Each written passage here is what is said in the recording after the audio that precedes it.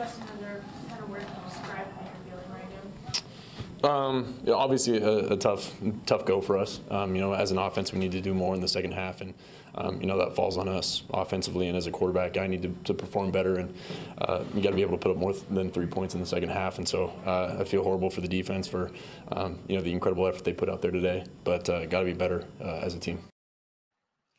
Okay, we are back here on 99 Pod, and it's time to keep on moving.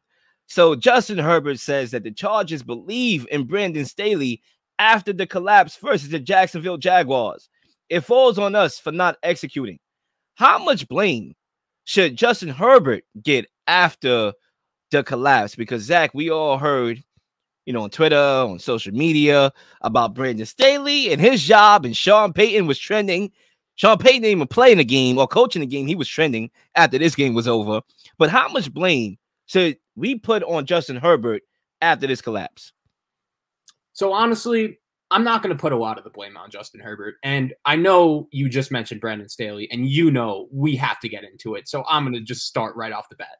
I've been saying for a really long time that this dude is a fraud. And part of it is because he has nothing to do with Justin Herbert's success. We all agree Justin Herbert is one of the better quarterbacks in the league, but we saw Justin Herbert ball out as a rookie playing for Anthony Lynn.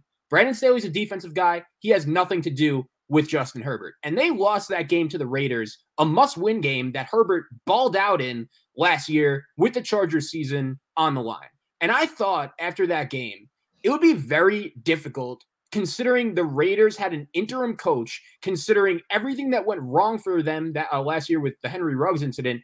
I thought it would be very hard to top an even worse loss than that. Again, a lot of it has to do with the fact that Justin Herbert is your quarterback, but that's exactly what happened when the Chargers blow that 27-0 lead to the Jaguars. And I'll say this about Staley. For the second half of the season, unlike last year, his defense was much better. He's the guy in charge, and they've been solid. But if you're the defensive coordinator, when you're up 27-0, all you have to do is just prevent the other team from scoring touchdowns like 1 or 2 times. But in this game for the Chargers, it was just blown coverage after blown coverage after blown coverage, and that falls on him.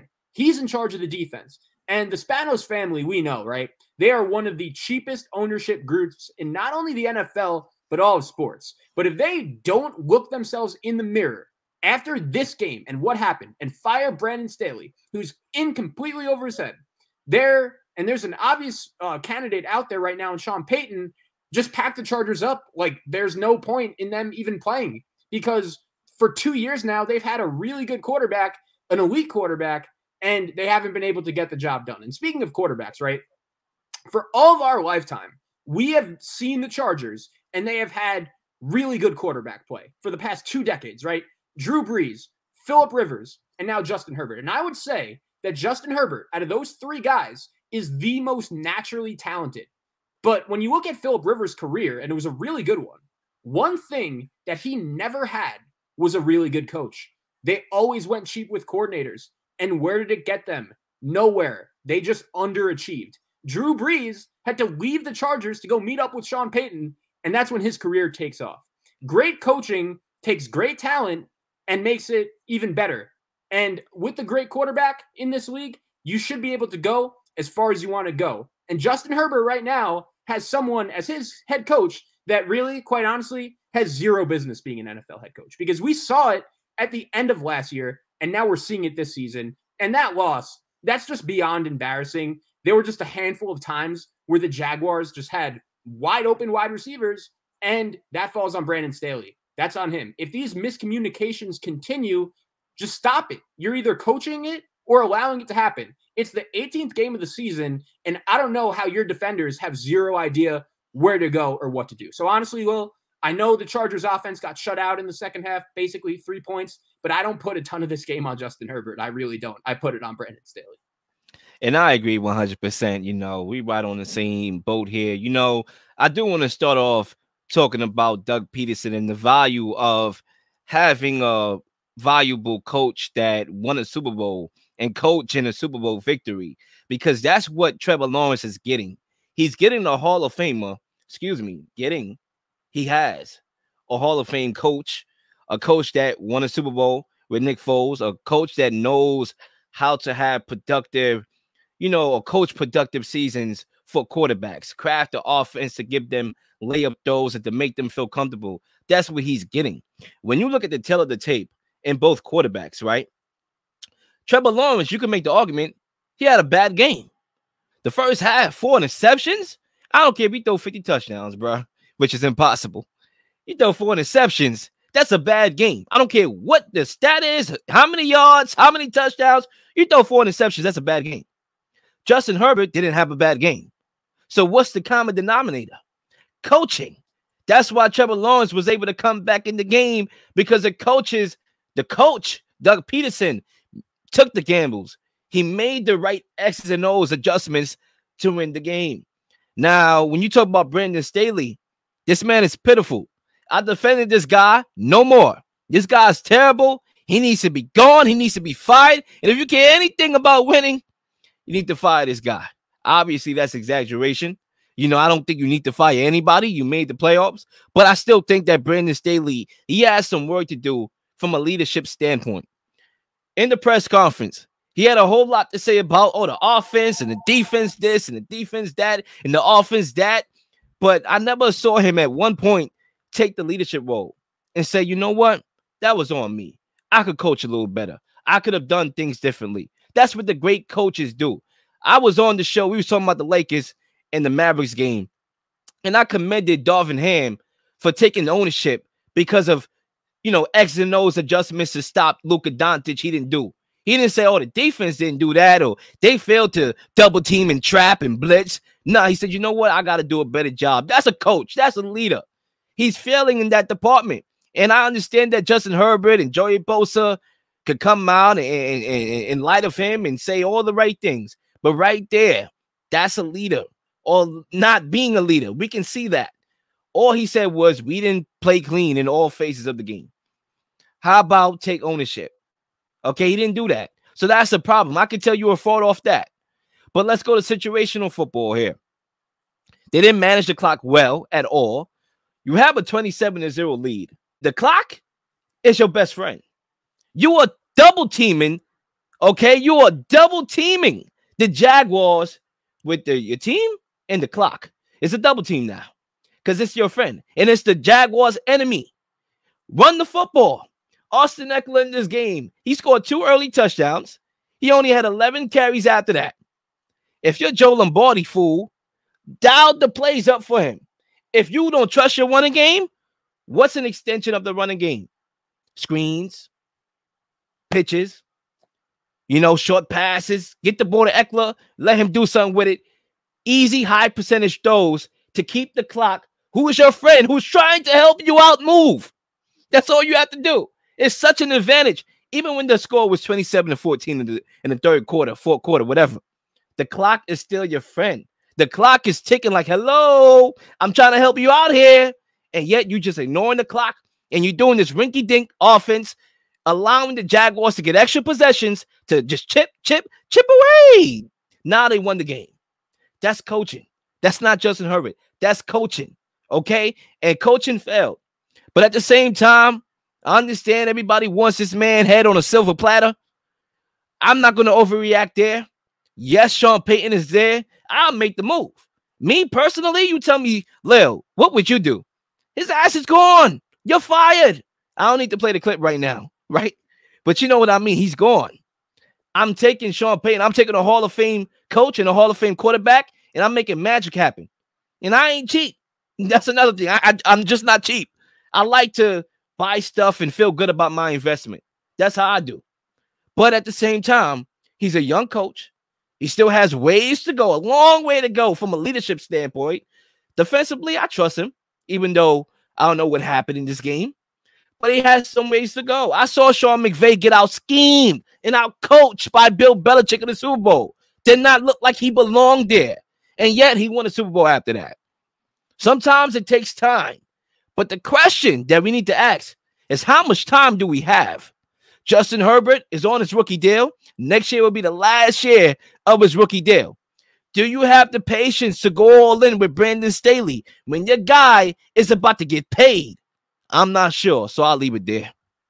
Well, honestly, man, like, I don't know how you could just trust Brandon Staley, because every time he gets in a big game, his defense, which is his calling card, like, he's the defensive guy, they just fall apart. I mean, the Jaguars made it look easy, like right down the field, boom, boom, boom. And I don't think there was a moment in this game more accurately representative of Brandon Staley's coaching tenure with the Chargers so far than Joey Bosa getting that penalty after he thinks it was a false start. And he gets another penalty for slamming his helmet on the sideline, which was his second unsportsmanlike, or it was his second. It actually wasn't unsportsmanlike, actually, because it's weird. Like, in order for it to count towards ejection, it has to be like clearly towards the refs or the other team, and he did it on the sideline. But anyway, Bosa slams his helmet down.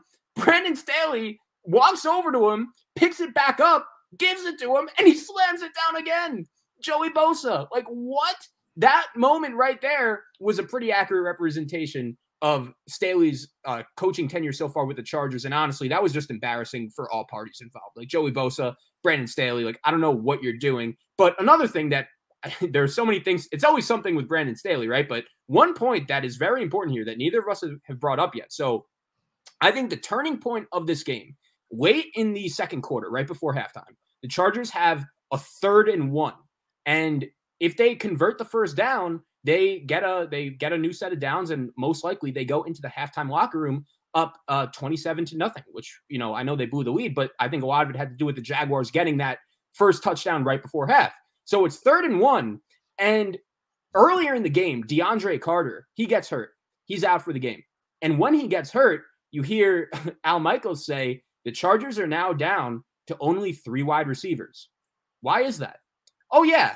It goes back to last week when Brandon Staley played Mike Williams, a guy that is known, unfortunately, for getting hurt. He's had some trouble staying healthy. He plays him in a meaningless game against the Denver Broncos, where if the Chargers would have won, they still would have went to Jacksonville as the number 5 seed. So this goes back to last week. And on that 3rd and 1 play, he calls like a handoff, a jet sweep handoff to this guy, Michael Bandy, a guy that none of us have ever heard of, a 5th string wide receiver. The Jaguars stopped. The Chargers actually fumbled the ball. They were actually fortunate to pick it up.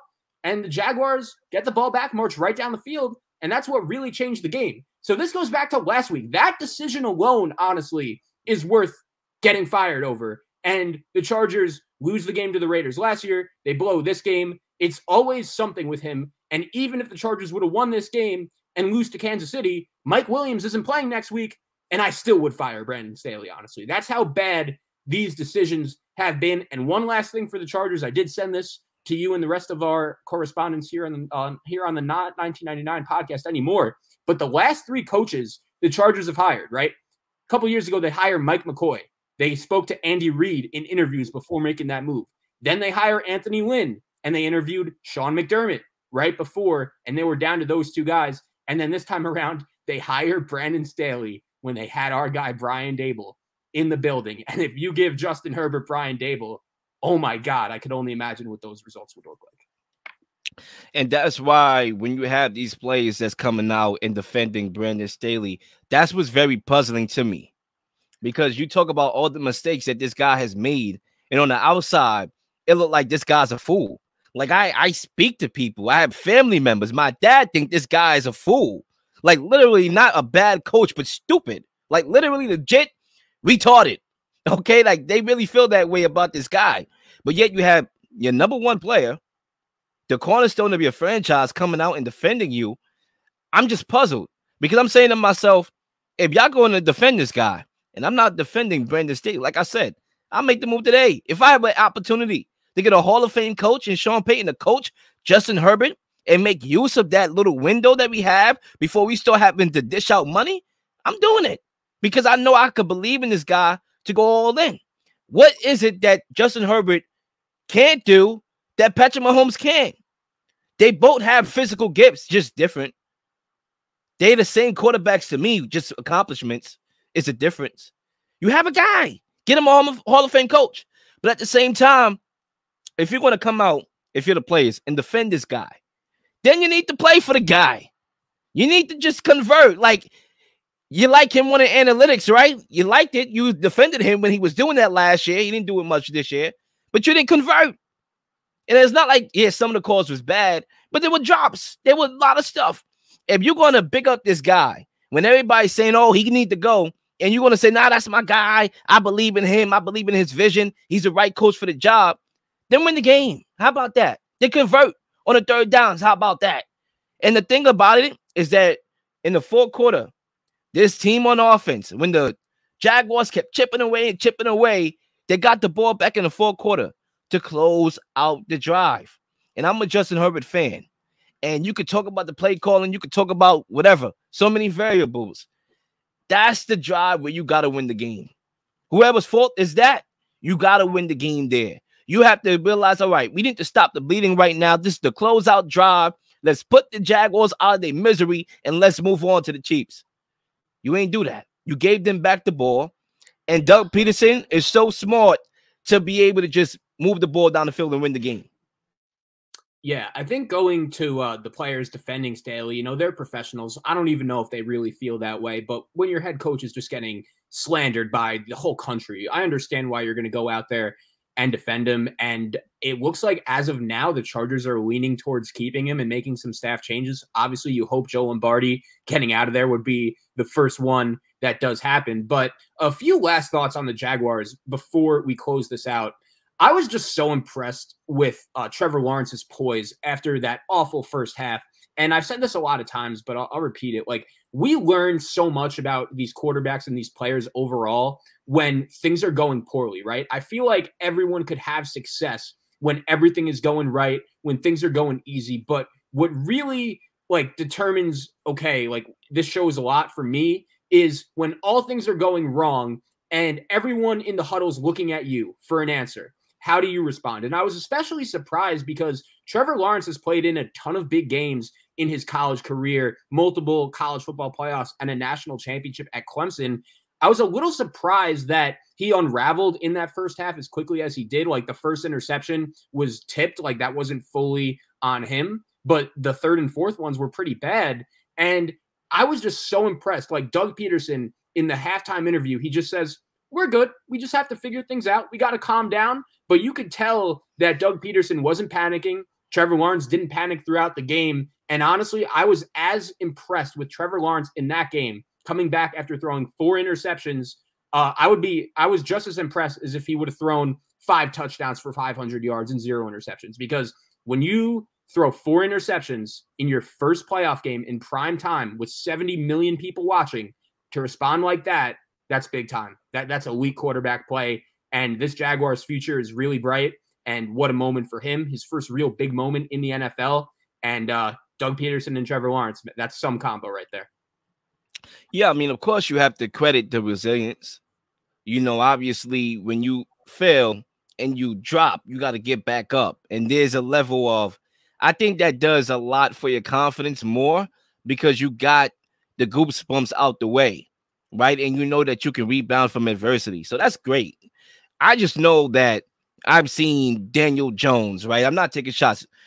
Trevor Lawrence is my guy. He's like my top 5 favorite player in the NFL. But when you see guys like Daniel Jones, first time being in the playoffs, have a perfect game, pitch a perfect game. You know, Justin Herbert, I thought, had a great game. You know, if the Chargers won the game the way how they were supposed to, we ain't talking about this right now. We are coming on the show singing a different tune about Trevor Lawrence. And that's another shot at how the media acts, okay, when they overreact to stuff. Think about it. If Trevor Lawrence didn't have the half that was allowed for him to have because the Chargers kept the door open, we are coming on this show, not me, because I believe in this guy, but most people in the media is coming on the show, oh, you know, is this guy really about it? That's actually more indicative of how the media acts and how things could change in our minds based on a half. That's literally more indicative of that to me than anything. Because, of course, you're going to have your ups, you're going to have your downs. I cut him some slack because he, you know, it was a bad half. He had a bad half, 4 deceptions. That's bad. Credit the resilience. And at the same time, the Chargers just blew an egg. And that allowed, you know, the greatness of Peterson to be able to win in clutch situations. When the game is close like that, I'm always going to take the guy that coached there before. I'm always going to take the guy that went up against Brady despite him throwing for 505 yards and still being able to call the Philly special at different, formations and going retro the way how he did. I'm always going to take that guy. A lot of people underestimate coaching in the NFL, especially come playoff time. Everybody was like, oh, Trevor Lawrence and Justin Herbert, the battle. Yeah, headliner, clickbait for all intents and purposes. But the real chess match, the game that's being played, is Brandon Staley and Doug Peterson. And when Brandon Staley had the lead, he should have kept that lead. Okay, he should have kept that lead because he's not ready. He's not experienced enough to win a game like that. That's why I'm not losing my head totally. Because you can't coach experience if you've never lived it. He never been in this situation before. He didn't know what to do. And that's why you close out the game. That's why you win the game. That's why you score or keep the ball in that extra possession away from the Jaguars so they don't put up nothing at halftime. That score at halftime was the play of the game because now they had the 7 and the momentum going into halftime. Even if it was a small momentum, they had it. And they capitalized, clearly. And now they won the game. Yeah, I mean, that's why I kept going back to that 3rd and 1. If DeAndre Carter is in the game, they probably converted. But Justin Herbert and Bandy, they had a miscommunication a little bit. He fumbled the ball, and the rest is history. That's really what changed everything. The Chargers actually got a little fortunate that they were able to recover that fumble because if that's a turnover, the game probably still goes the same way as well. But yeah, man, like Doug Peterson, what a coach. In his playoff career, he's won 5 playoff games. All 5 of them, he has been an underdog in Vegas, which is just super impressive.